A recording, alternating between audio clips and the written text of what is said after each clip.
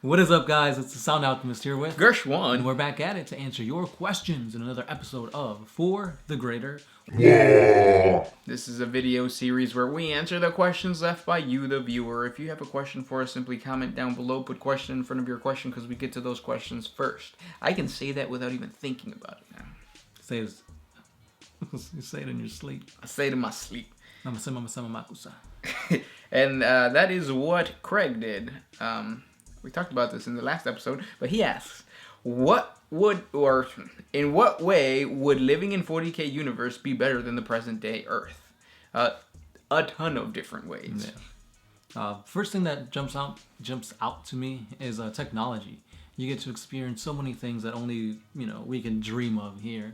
You've got freaking awesome exosuits. You've got freaking knights and titans, and you can go off world and explore the galaxy. But I mean, that's just scratching the surface of it. Yeah, to go down the line, the number one thing, space travel is pretty simple, if you're rich. But it's the same thing here, right? Because if you're watching this, odds are you're pretty well off. You were born like we were, a little better off than the rest of the world. So we're gonna say that you are part of high society in 40K. So not time travel, warp travel, space travel would be there. Number two, augmentations, cybernetics, all that kind of stuff. But I think the biggest thing for me would be you could live forever. Pretty much, yeah. I'm listening to Xenos, the one with the Inquisitor Eisenhorn book or whatever, and there's a companion that he has that basically from the neck down it's all cybernetics, and he has a fake lung, he has fake arms and all that kind of stuff, so you could live hundreds of years, indefinitely. No, all thanks to that. I mean, that's saying if everything goes well for you. I mean, obviously you could be captured by Dark Eldar, become a slave. You could be working at a manufactorum until you're dead. Yep. You could be killed by, exterminatus for not even knowing what happened. Yeah. I mean, there's as much as there are good things, I feel like there's tons more things that could go so much worse for you. Yeah. Check out our horrible realities of... Is it Civilians? Civilians, maybe? I believe that's what it's called. We should make a playlist on horrible realities. Yes. Those videos are really entertaining. Yeah. Good question, though. Yeah, thanks for the question. This one is by Godzilla B210. This one's for the Sound Alchemist. Say, for a moment, a chaos cultist comes to their senses. We answer this. Basically, he's asking, what would happen if a chaos cultist said, you know what, I'm done with the cultist life. Let me join the Tau. Most likely, they'll bring him in, use him as fodder. Basically. Mm-hmm. Next question comes from Paul Power. He asks, "Are you guys Hawaiian?" Just asking because I am from Europe and wondering. Love your channel. We like Hawaiian pizza. Yeah, I like Moana. But no, not Hawaiian. No, I'm half orc, half you're gonna find out. Oh, shoot. I'm half already know, other half swoop. Swoop. Next question. X2501. So I build and I paint the miniatures for fun. And in a way of chilling out after a bad day at work, I was wondering if I could adapt a squad of Grey Knight Terminators to my own custom legion. The lore I've been working on, I wanted to have the lore just before the Horus Heresy, where Malkador sent 3 legions to explore a faint signal just past the edge of known space. So basically looking at a map of Terra, 6 inches away from where it ends. But thanks to a warp storm, they were lost for nearly 10,000 years, and they're stranded until recently where they made contact with Terra. Sounds pretty good. I feel like that could work. With the Grey Knights, you have more leeway because they do go out and travel and whatnot. For my Inquisitor army, I actually was going to include some Adeptus Custodes, and it was difficult for me because I didn't know how I can include them. They're supposed to be on Terra and stay on Terra, but now with the new lore, they do go out and they venture. So your lore is on point. You got it, and can't wait to see the conversions. Hit us up on Facebook with them conversions. Yeah. I mean, it's just painting, right? Right. I mean, one thing too. I mean, Grey Knights is really secretive, so you could basically have them do a secret mission, and that's why the Imperium as a whole doesn't know about it, especially if it came from Malcador. Mm-hmm. And yeah, don't be afraid either to like include just random units into your army and just give them like ally abilities. So for instance, I want to really create a unit of squats. I was at the GW store the other day and some kid was like, you can't do that because there's no squat rules. You could just use Imperial Guard rules. It doesn't necessarily mean, or you shouldn't feel like you're tied to the rules or to the codex.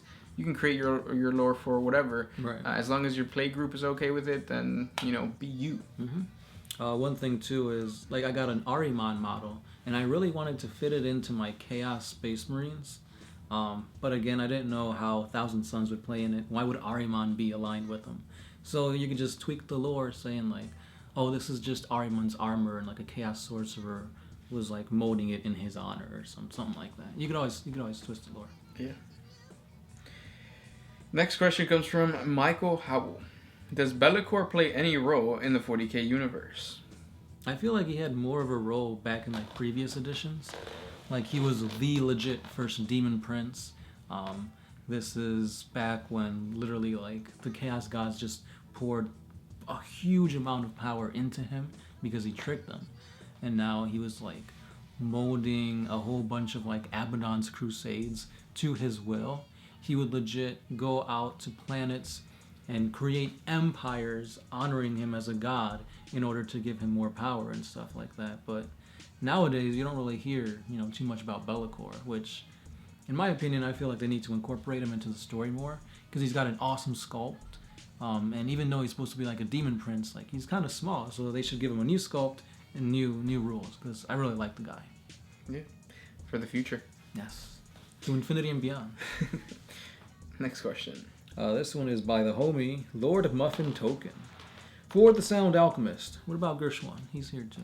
I'm here too, guys. What the fuck? Are you, or were you at any point, a DJ?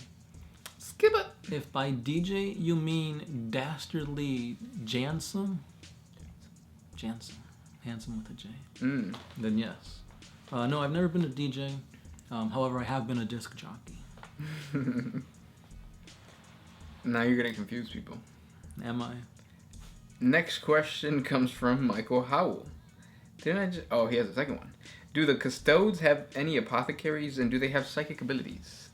They don't have psychic abilities, right? Yeah, Custodes are one of the most powerful psychers. I don't think they have psychic powers in the Codex, do they? I thought they did. I thought that's what the whole thing was. No, I think they're just like really, really beefy badasses. Get back to us on that. Yeah. I mean, if you guys know, let us know. But as far as I know, I don't think they do. We'll answer this again later. Yeah. Next question comes from Minnow. What is Lorgar meditating about for so long? So that is where he is currently. He is in a tower meditating. He's meditating. I think he's just like... Chilling like a villain? No, trying to figure out like... So he's done... He created the Horse Heresy, basically. Yeah. And now he kind of understands that his father is a lot more powerful than he thought. And he's just kind of like looking to the future to see what the next plan is.